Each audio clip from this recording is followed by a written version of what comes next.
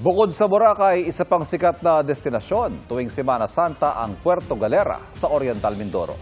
Dagsa mga bakasyonista sa kanilang pamosong White Beach, pero may mga maaga na bumiyahe na para hindi sumabay sa mga uuwing turista.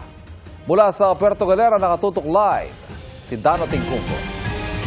Dano? Ivan, marami pa rin yung nandito sa White Beach pero kanina marami rin yung mga nauna nang umuwi para maiwasan ang inaasahang siksikan bukas. Pagtakip silim nitong Biyernes Santo, hindi halos mahulugang karayom ang White Beach, isa sa mga pangunahing puntahan dito sa Puerto Galera. Kanya-kanyang hanap ng pwesto ang marami sa puting buhangin.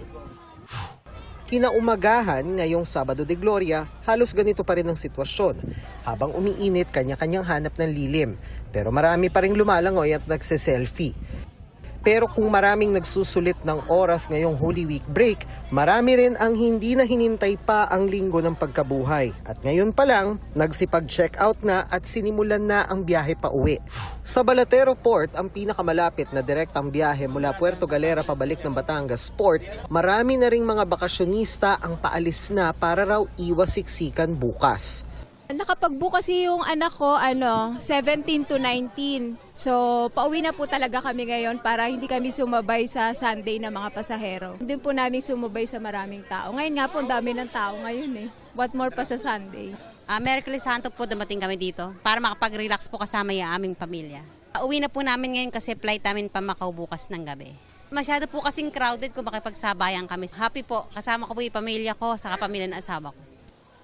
Dahil kasama ito sa mga inaasahan ngayong Semana Santa, mahigpit ang ipinatutupad na seguridad sa pantalan at dire-diretso na rin ang mga biyahe pabalik ng Batangas. At Ivan, dito sa White Beach, isa sa mga pangunahing puntahan dito sa Puerto Galera, hindi nyo man makita sa akin likuran dahil gabi na, no? Pero kagaya ng ating nabanggit, kagaya rin kagabi, hindi mahulugang karayom yung mga tao dito. Hindi lang dahil ito yung huling araw o huling gabi technically bago ang inaasahang pag-uwi ng mga tao, meron ding concert na gagawin dito mamaya, maya-maya lamang, Ivan.